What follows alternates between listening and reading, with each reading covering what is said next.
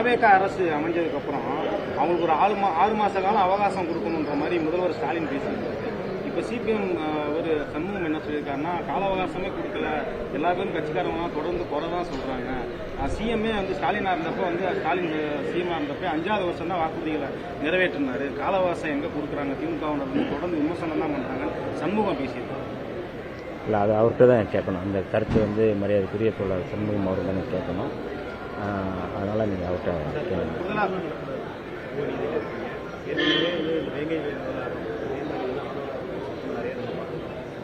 பழைய வழக்குகளை எடுத்து விசாரிக்கிறதுக்கு என்ன மாதிரி இனிமேல் போன்ற அவர்கள் நடக்காமல் இருக்கிறதுக்கு என்ன மாதிரி நான் இந்த நம்பிக்கை கோரும் அந்த தீர்மானத்திலே வந்து விடுதலை சிறுத்தைகள் சார்பில் நான் வந்து ஆணவ படுகொலைகளை தடுத்து நிறுத்துவதற்கு தனி சட்டம் இயற்ற வேண்டும் என்று நான் மரியாதைக்குரிய KN பாட்ஷா அவர்களுடைய தலைமையில் கடந்த அரசு திமுக அரசு ஒரு ஆணையம் போட்டு அது குறித்து வந்து ஆணவ படுகொலையை தடுத்து நிறுத்துவதற்கான ஒரு விசாரணை தொடங்கியது. அந்த விசாரணையின் அடிப்படையில் அந்த சட்டம் இயற்ற வேண்டும் என்று நான் கோரிக்கை வைத்திருந்தேன் கட்சியின் சார்பாக. ஆகவே இந்த அரசு உடனடியாக இப்பொழுது நடக்கின்ற நடப்பு சட்டமன்றத்திலே அது குறித்து சட்டம் இயற்றுவார்கள் என்று நான் உறுதியாக நம்புகின்றேன்.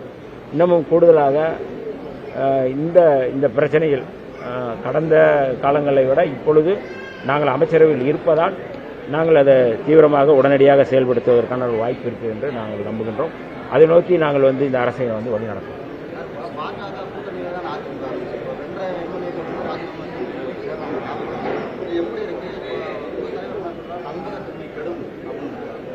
அதுதான் என்னுடைய கருத்து. சார், இப்போ ஆந்திராவோட துணை முதல்வர் பவன் கல்யாண் என்ன சொல்லியிருக்காருன்னா, கட் அவுட்டு ஹாலோகிராம் வச்சே விஜய் வந்து முதல்வர் ஆயிட்டார், இதை பார்த்தா எனக்கு பொறாமையா இருக்குன்ற மாதிரி பேசியிருக்காரு பவன் கல்யாண். இதை எப்படி பார்க்குறீங்க? அவங்க கூட்டணி ஆட்சியில் தான் நீங்கள் இருக்கீங்க, இதை எப்படி பார்க்குறீங்க? இந்த பவன்குமார் பவர் ஸ்டார் பவன் கல்யாண் தானே, அவருக்கும் அந்த மாதிரி வந்து அவர் துணை முதல்வராக இருக்கிறாரு. அவருடைய ஆந்திராவிலையும் வந்து அவருக்கு அந்த மாதிரி தான் இருந்தது. உங்களுக்கு எல்லாருக்குமே தெரியும். அந்த அவருக்கு வைக்கப்பட்ட கட் அவுட்டை வைத்து இங்கே சொல்கிறார் என்று நான் பார்த்தேன். தமிழ்நாட்டில் எங்கே கட் அவுட்டு எங்கே வச்சிருக்கிறாங்க? அதான் அவர் எங்கே அந்த மாதிரி எங்காவது இருக்குதா அப்படிங்கிறத நான் அவங்க ஆந்திராவில் தான் அந்த மாதிரி இருக்குது. அதனால் அதை பார்த்துட்டு இங்கே தமிழ்நாட்டில் இருக்குன்னு சொல்லிட்டு அந்த மயக்கத்தில் சொல்கிறாரு அப்படிங்கிறத நான் வந்து பார்த்தேன்.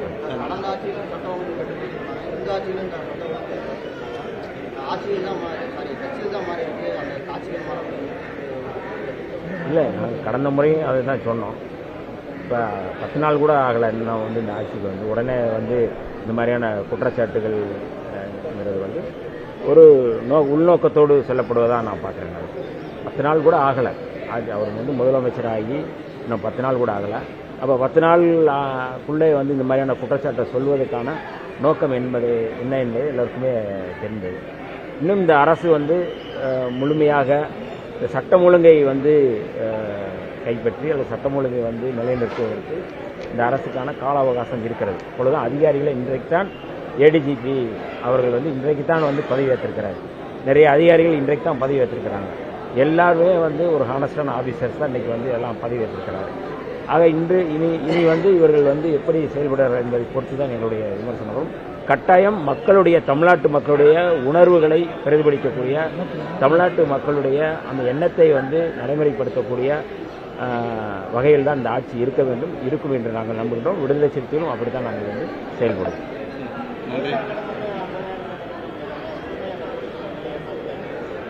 அதாவது இந்த ஏற்கனவே வந்து தேர்தல் அறிக்கையில் அவர்கள் சொல்லப்பட்டது, அந்த அறிக்கையின் அடிப்படையில் தான் இதை வந்து எதிர்பார்க்கிறார்கள். இது முதல் தள்ளுபடி என்பது இது முடிவானதல்ல. 50,000 தான் தள்ளுபடி பண்ணியிருக்கிறாங்க அப்படிங்கிறது, அதுதான் இது முடிவானதல்ல. படிப்படியாக நிதிநிலை அறிக்கையை பொறுத்து இனிமேல் வந்து அந்த தள்ளுபடிக்கான இதை வந்து அமைச்சரவையில் வந்து பேசப்படும் என்பதில் எந்த மாற்று கருத்தும் இல்லை.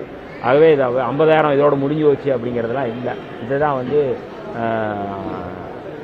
இன்னைக்கு இந்த 50,000 தள்ளுபடி பண்ணதிலிருந்து சொல்லப்பட்ட செய்தி.